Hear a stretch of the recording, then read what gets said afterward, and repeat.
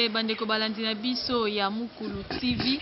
Ngai wabino Sandra Kabundi na émission o bolingaka mingi parfum de bonne odeur pour Jésus. Lelo to eli susu na mama likambo na biso to pe tolobi thème na biso Pâques. Tolobela Pâques pamba tie mikolo yo nyonso donc l'église nyonso a Congo, l'église nyonso a partout. Bazo beta tangwa au séminaire au boye prière pour nous préparer Pâques. Yango wana lelo vraiment un homme de Dieu bien qui sait vraiment parler de la part du Seigneur. Akolobela biso na mwangonga muke Pâques anini po ani to ko fete yango soki po boana mituna na bino. N'hésitez pas à nous écrire na plus 243 57 33 607. Plus 243 900 810 627. Pour comme biso na WhatsApp to pe bengi biso ba question na bino ekozala toko yamba yango malamu. Na ko iko bande émission OT sans pour autant kopesa merci na pasteur Bavon Mukulu. Pasteur Bavon Mukulu de Paris, en tout cas bambote na yo bambote na ngana mama Thérèse Mbouyi moi ça ma bonne deli molonga nya papa Bavon bambote na ngai na bayonso oyo bayebi ngai mingi mingi na Pierre d'Angle hein balobi ya Billy balobi Paul Tavala balobi te na bombi misusu bambote na nga mon réalisateur Chris ainsi qu'à mon invité. Bonjour papa. Bonjour maman Sandra, bonjour na balanignon sur Mukulu TV. D'abord pambola.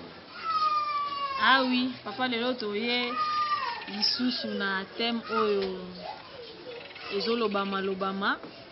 Mikolo koma to bimina balabala ta na coin église boya ta na lokaka Pâques yango tolingi olimbolela biso mwa moke bazo comprendre te Pâques yango lingi koloba nini bamusu bao feta ngo ka bifetela fetela. Oui, on m'a dit que mon abisso Pâques, papa. Pâques. Et à Nini, pourquoi il s'agit pour na Pâques. Ok, oui, c'est Toyeba. Dans un premier temps pour na Pâques, c'est qu'au départ, c'est une fête juive. La fête qui a bas juif. Oyo, et ça a considéré pour na bango pratiquement le rôle de la fête à bonne année. Si nous lisons dans Exode 12, on a on a Exode 12.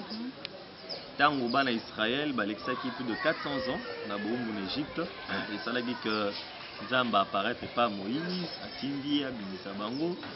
Et après résistance, il y a Pharaon. Il s'est fait que Dieu avait dit, car au frappé, c'est qu'on a 10 fléaux, 10 plaies. Elle a frappé, comme la 9e, alors 10e, il fallait ça là que Pharaon a lâché Bana Israël, Bakenda. Alors la nuit, pour nous avoir ta formule Yasuka, Ndabimela ki Moïse, à Solo Linaye, à Ebissier, na Oboma.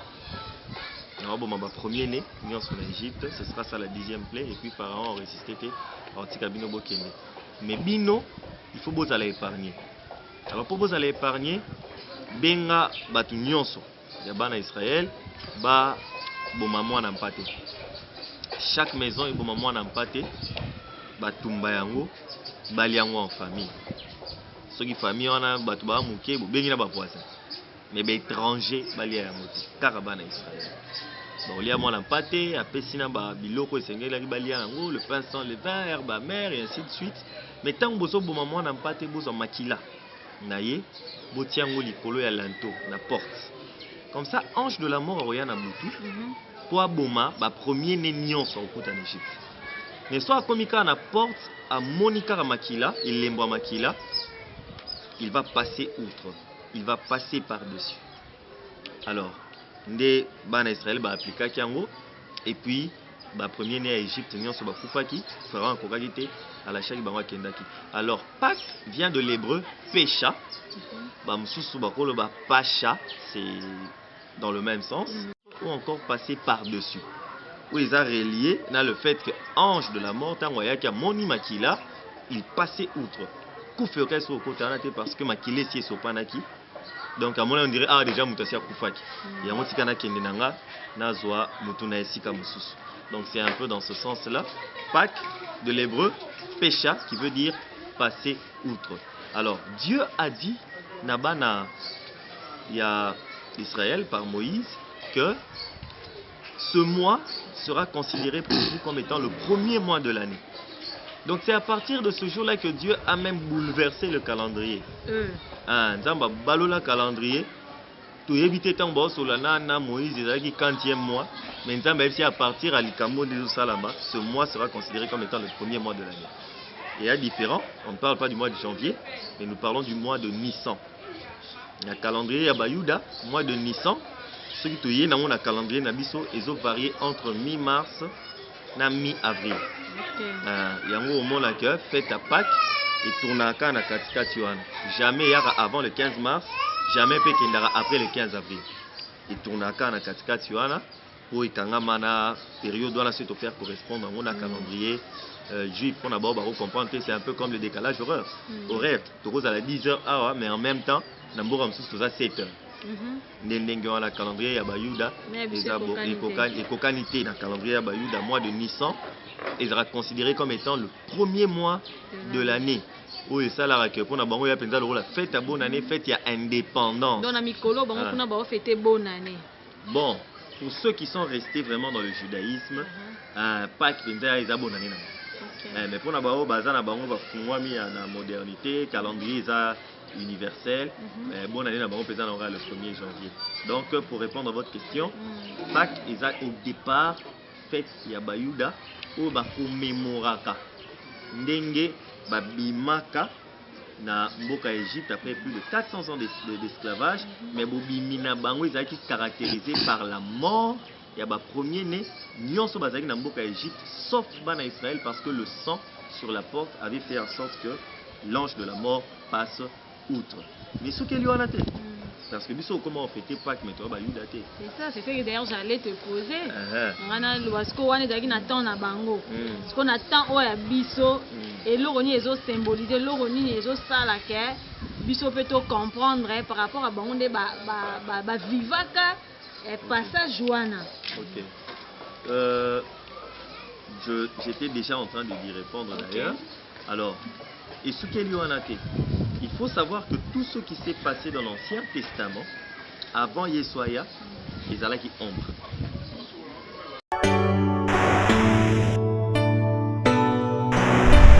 Pasteur outre le Awa, que les Alaki passage ya bana Israël, kolongwa na Égypte. Si on a de nos jours, si on biso tozo fetango par rapport à Nini. OK. J'étais d'ailleurs en train d'y aller. Alors, je tenais à ce que Bandeko Balandi, maman Sandra, va comprendre que tout ce qui s'est fait dans l'Ancien Testament, avant Yessoya, est à la ombre. C'est-à-dire, symbole où ils ont signalé Makambo et signalé Kokisama Penza dans le Nouveau Testament. Alors, ce qui s'est passé dans l'Ancien Testament, est à la ombre, il y a Makambo et Yesu Palais l'agneau qui avait été tué au Makilanes et Tiamagi na porte pour que l'ange de la mort a cotaté. Fait ban Israël, babima na boumbu ya Égypte. Et là qui ombre ya Christ. L'agneau. Oui, c'est là qui a mi bonza. Nantela ya kufa na makila na etango sopanaki et marqué alliance ya sika. Oui, au salaka biso bateau au tozalaki hier ancré dans le péché. Dans l'Égypte, Tobima.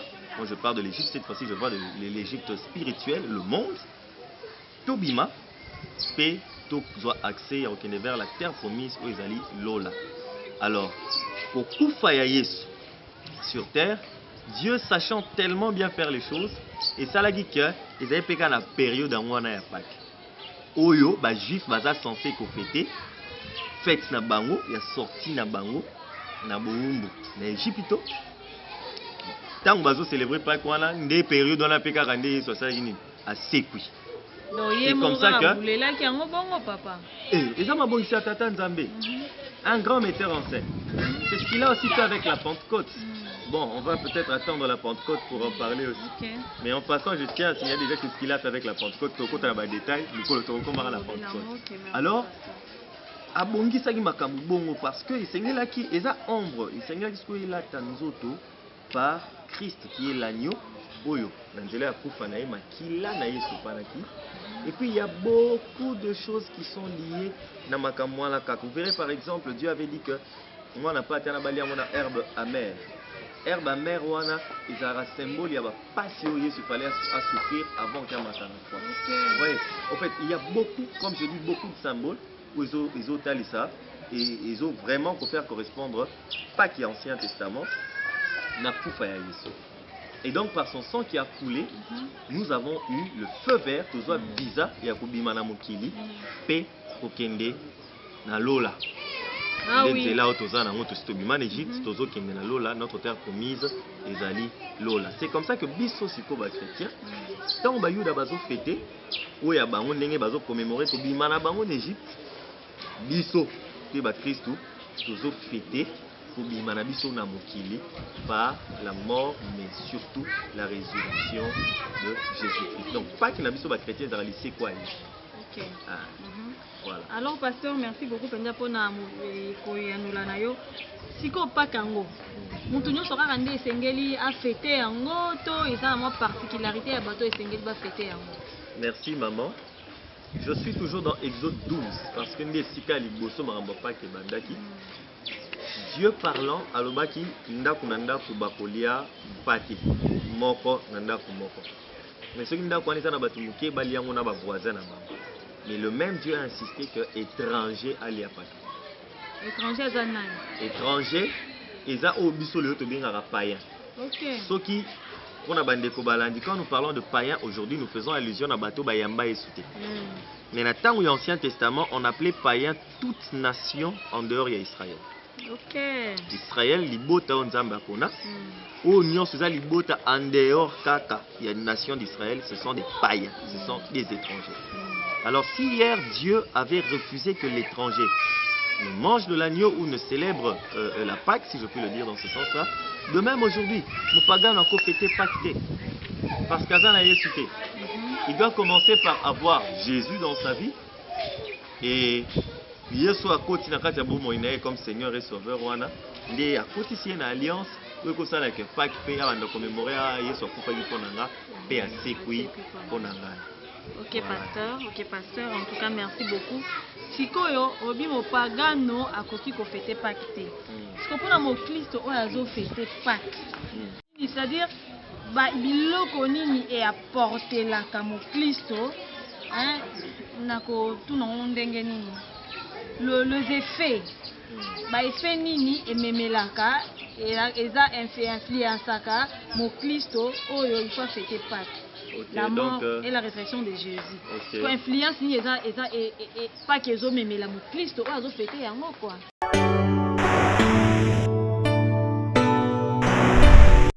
Donc, si je vous comprends bien, c'est comme si vous étiez en train de parler, on cherche à comprendre c'est quoi l'impact de la Pâque dans la vie de Dans la vie de voilà, merci.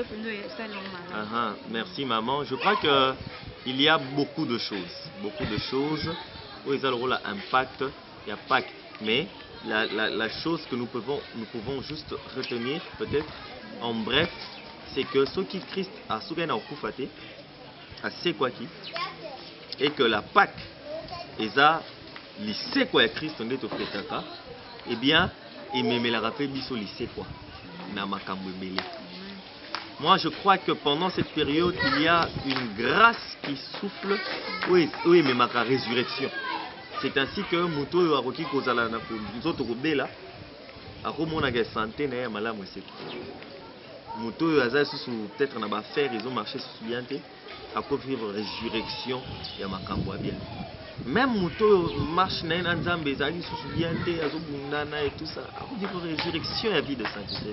En fait il y a une grâce, il y a un impact oui, et ça a comme conséquence la résurrection aussi dans beaucoup de domaines, mais ça commence d'abord par le spirituel. Et puis après, il y a Raspo dans Makambo et la Taranzoto. Conséquence à Pâques et à lycée quoi. Tu vivras atmosphère, paix, ambiance, il y a lycée quoi. Il y a nyonso vrai aux allers au Koufa. Na bon moi, il y a bananza. Wana kaka na mois d'avril, soki avril eleki nango, le quoi paix avril eleki nango.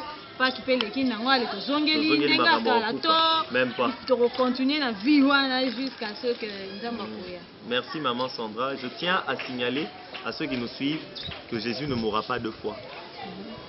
S'il ne mourra pas 2 fois, c'est qu'il ne ressuscitera pas 2 fois non plus. Il est mort une fois pour toutes et il est ressuscité une fois pour toutes. Et par sa résurrection, il a ressuscité Nyonsoyo et Zayabiso. Nous devons comprendre. 1 Pierre 1, 19.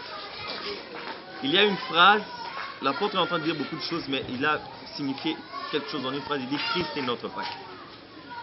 Donc, Yesu, assis à c'est quoi pour Nabiso? Il sait quoi en fait, c'est un acquis. Seulement, dans la période Oyo, pendant que nous commémorons cela, il y a cette grâce qui se répand, paix et même la résurrection. Mais pour mon Christ, on comprend que Yesu assis à c'est quoi pour Nanga. Et pour la résurrection, il y a chaque fois. C'est comme ça que vous verrez qu'il y a des guérisons, il y a des miracles à la résurrection, il y a beaucoup de bonnes choses. Oui, ça la marque en la période, il n'y a pas de thé. Mais à la vie, il y a chrétien à chaque jour parce que Christ est déjà ressuscité. Mais particularité à la période, ils ont même la résurrection, la maramounion, mais c'est pour toute la vie. Car la période d'Apacte, mais quand tu reçois Jésus, il devient aussi ta Pâque et la résurrection devient Yayo, Yalibé.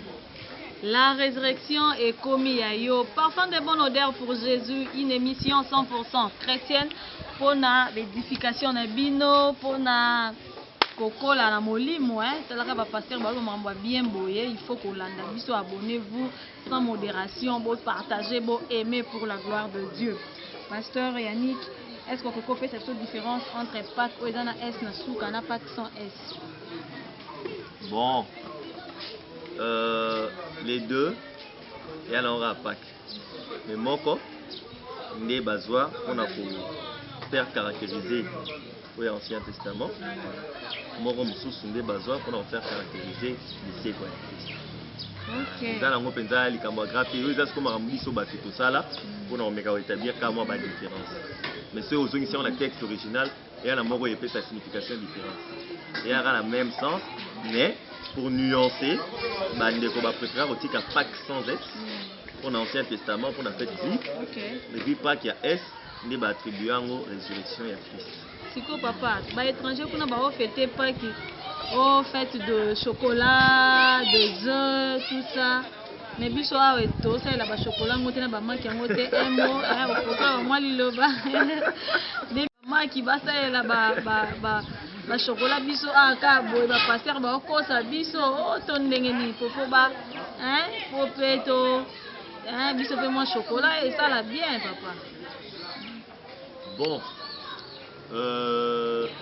merci. Je crois que à cette question tu auras cette réponse à bien à pasteur Bavon parce que nous le saluons en passant. Permettez de couper. Quel est le salut des concerts? Tu dis action, Go. Bon, je crois que maman Sandra a cela, nous avons fait cette réponse à bien à pasteur Bavon Kassono, pasteur Bavon Moukoulou, que nous saluons en passant.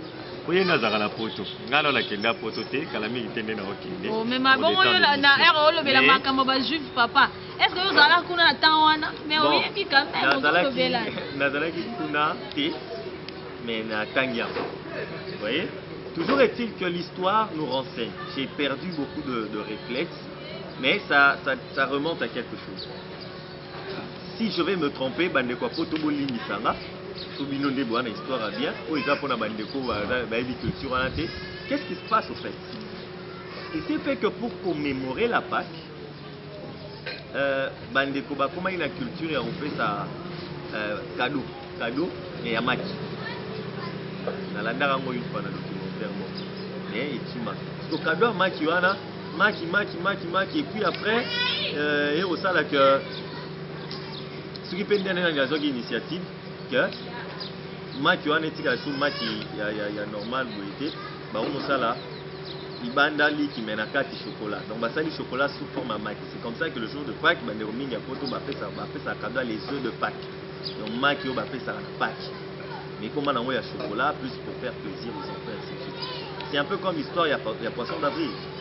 Et Aram Kolomoro, ce jour-là, au fait, ils ont jour pour se changer. Mbisi Penza. Il y a un jour on a appelé ça mbisi. Mais après ceux qui peuvent galère, ceux qui va criser et au comme que jour à mot, comme il ça na mbisi mais à plastique. Il y a sous mbisi à solo mais comme le roi ya bagé, ba ko so ba mbisi à plastique. Donc le fait que les mbisi à lokuta, la mbisi à solo, la mbisi à lokuta, dès comme ça peut jour on dirait jour à mensonge. C'est de là que le mot poisson d'avril est bimé là. Donc c'est pareil avec la Pâque. Le jour de Pâques, l'histoire, vraiment, vraiment, j'ai pas de précision, mais fond on a le baiser bon. Ce jour de Pâques, c'est comme occasionné, tu vas faire un cadeau, il y a match, les œufs de Pâques. Et puis après, on dit, comme on fabrique là, on fait un maquis, mais il y a chocolat et ainsi de suite. Ça n'a rien de très spécial. C'était plus pour faire plaisir aux enfants qu'on offre les œufs de Pâques. Ah oui. Ah oui. Vidéo boyo qui pasteur à Yanoli bandeko balandi toujours que malembe vers la fin de notre émission. Pasteur, est-ce que Pâques est provoqué par le maman parce que maman de batenda ko découvrir que na za disukena na ko rouler biso libanga bakende libanga déjà et ça et le mois déjà il n'est plus là. Est-ce que les a fait ta maman paix lobi to moi fait maman va lobi mois de mars sous karaté et comme il est avril comme ça tu venir qu'on découvrir. Est-ce que c'est une fête provoquée par le maman ou quoi? Merci maman Sandra, mais en suivant votre question j'ai cru avoir la réponse déjà. Le dit que maman tant ba kei ba futi libanga longwa la mo déjà ils sont mis là. Si on regarde ça que bango ba yedi ba longoli libanga ba la aussi Yesu la muka c'est quoi au moins te ko le kosi. Là, je pouvais dire que maman m'a provocatif. Fait que ma maman va constater qu'il casse qui c'est. Donc, elle n'a pas été provoquée par les mamans, cette fête-là. Elle a été provoquée par le Saint-Esprit. C'est le Père qui a décidé et l'Esprit est venu le faire. Et Naba maman, Nabiso, mon amour kaka. Mais ma maman va constater un mot. Moi, que ma mère va constater mais va provoquer. Non, ma maman l'ongonya na bino po moi oyo. Mais ce qui peut encore moi polémique. Le roi maman Sandra nous a polémique. Après dire benda pas que batali bosso. Après dire pas que batali bosso va constater que vous avez fait ma maman té. C'est gabo. Et avec ma sentinelle. Ah, ba on va ta yo la la. Ba on va nimba kutu ba oye baté maman ndeni ezala.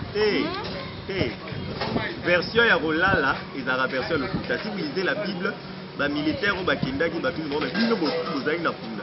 Comment est-ce que vous tirez une enquête tout le monde a lumière moi makache et tout ça. Et ben c'est bon bozo mbongo. Beaucoup sera que bolala ki ba fungoli ba yibi ko. Donc ba mona ipenza mais j'étais incapable. Donc ba papa ba tali boso ba constater pas. Makamba ngoza ba papa ba lukaka ba o chef de la famille o dominance na maman nzambe donc to comprendre kaka to tiki bango. Wana to kompena na suka papa moi question na nga ya suka so to iko yanola. Est-ce qu'il y a un rapprochement entre le réincarnation et la résurrection? Ok, réincarnation et résurrection, ce sont deux choses différentes. Et, excusez-moi, je pense que net comme réincarnation, nous avons la grâce qu'on ait le temps de faire une émission, on pourra en parler. Par définition, pour ceux qui ne peuvent pas comprendre en suivant, quand on parle de la réincarnation, il a dit que Moutou a vivaki, a Koufi, Sima, a Botamisu na famille. C'est ça la réincarnation. L'incarnation, ils ont esprit avec Ola Tanzo. Il y a aussi un débat à ce sujet. On dit que il y a des gens qui s'incarnent, des moments où il y a Botami Moutou et ainsi de suite. Et ça, c'est une partie des gens. Mais moi, je suis de l'école de ceux qui croient que l'incarnation Salamara une fois, Jésus, Oyo, Alatagin Soto, une seule fois. Il n'y a pas d'autre incarnation. Alors, ce qui est incarnation Salama une fois, bon réincarnation. Parce que Christ ne va même plus revenir pour Botama Nissus. Donc, réincarnation, ils allaient aux alatés. Et ils athées aux alatés. Donc, c'est vraiment un autre débat. Mais par rapport à votre question, ce qui est rapprochement entre réincarnation et résurrection, toujours la réincarnation selon la conception de et puis résurrection est un moteur koufi mais il y a un koufi assez quick. Donc c'est déjà très différent. Moi je vais comprendre déjà la différence entre réincarnation et résurrection. Ah oui, ça n'est fini pour aujourd'hui avec le pasteur Tolobé Lipak. Mais papa, moi résumé, hein. moi moni mutu kaka o azwaki on a retard to eloko mo mutu fois tikala nango pour le bien belé. Oui, on a compris au fait exemple il y a Ancien et Nouveau Testament par rapport na Pâques. Parce que moi nini moko bref o ekoki osenga na mutu à comprendre Pâques. Et le moment est bref aussi dans le temps comprendre Pâques. Je préfère 1 Corinthiens 5:7. 1 Corinthiens 5:7. Je parlais tantôt de 1 Pierre 1:19. Mais na ça qui moi erreur. Mais 1 Pierre 1:19 plus bas le bel appel comme Pâques. OK. 1 Corinthiens 5 verset 7 le Bible dit faites disparaître le vieux levain afin que vous soyez une pâte nouvelle puisque vous êtes sans levain car Christ notre Pâques a été immolé. Pâques au-delà de la fête et c'est comme ma vie. Je disais tantôt que nyonso oyo et salamaka na butuana na Israël na Égypte et pas en Israël ezaki symbolique. J'ai parlé des herbes, de l'herbe amère, mais il y avait aussi le pain sans levain. Lipa po vimba po sa bacha ngo levure. Levure eza matière moko ya la fermentation na kati lipa po modifier. Et dans le Nouveau Testament, bah ici biso que biso ba Christ. Puisque Christ notre Pâques a été déjà immolé, biso peut se comporter comme Christ qui était le pain sans levain. C'est-à-dire dans kati il n'y avait pas de fraude, il n'y avait pas de tricherie, il n'y avait pas de péché. Jésus a qui n'a vie à mélange. Par la Pâques, j'aimerais qu'un enfant de Dieu à Zolandami soit à comprendre que il faut mener vie comme un pain sans levain. Abaxilo roté. Tikala na bonzambe. Tikala na bosanto. Tikala na boyengebe. Qu'on ne voit en toi rien d'autre que le Christ qui vit. Hein? Qu'on mélanger les soumuna bonzambe te Pâques ils ont fait à identité. OK. Ils ont fait tout c'est une là qui s'appelle identité na biso comme il se doit. Ba monoté que na tongo ou en église na poko ou na boîte. Que Dieu vous bénisse. Ah oui, merci pasteur. Moi mbote pour te na suka émission na biso. Moi mbote. Bon, na lobara que na za pena makasi mingi te côté wana. Biso retire que za pena bandeko balanda ba biso. OK. Oyo tant fuso ba landi ayo réclamer mais peut senga mbote te. Donc je pense comme ça à 3 personnes. Je pense à mon ami Kabibi Moussafiri en Suède. Zambéa Pambolae. Je pense à quelqu'un qui m'est très cher. Je l'appelle ma Mossapoli préférée, la sœur Bénédicte, qui est en Grande-Bretagne. Qui est Boutaza par Balandia émission Oyo.